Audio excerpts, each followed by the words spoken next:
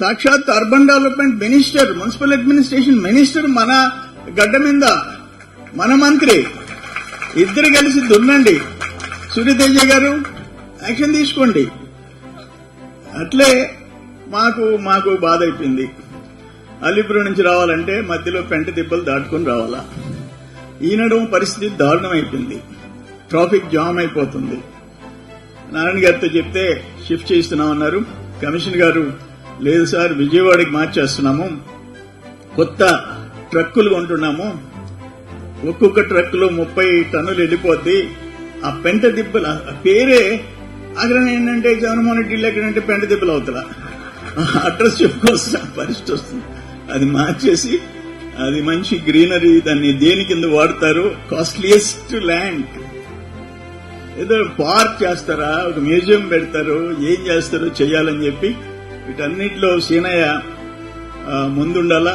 నారాయణ గారి సహకారం తీసుకోవాలా.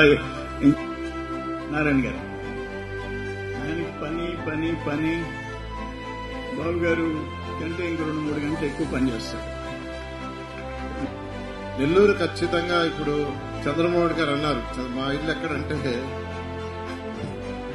పెంట దిబ్బలని చేస్తారు. నేను నిన్నే కమిషనర్ గారితో, అక్కడ సెక్రటరీ గారితో, డైరెక్టర్ గారితో, స్వచ్ఛాంధ్ర కార్పొరేషన్ ఎండీతో నిన్న మీటింగ్ పెట్టాను. ఆ మీటింగ్ లో చంద్రమోహన్ రెడ్డి గారి ఇంటికాడ దాదాపు 1,00,000 టన్నులు ఉంది. అదేవిధంగా మన 70 6 లక్షల చిల్లర ఉంది.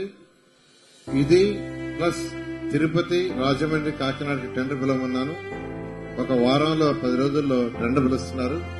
ఈ మొత్తాన్ని కూడా జులై ఎండ్కి అక్కడ ఏమీ ఉండకూడదని యాక్చువల్ గా నిన్నే ఆర్డర్ ఇచ్చాను సార్, మీకు చెప్తున్నాను.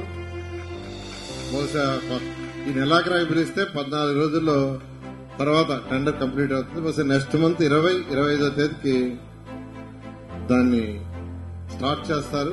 జూలై ఎండ్కి ఎటువంటి పరిస్థితుల్లో కూడా మీ ఇంటికి పోయే దాంట్లో ఉండదని మీకు తెలియజేస్తున్నాను.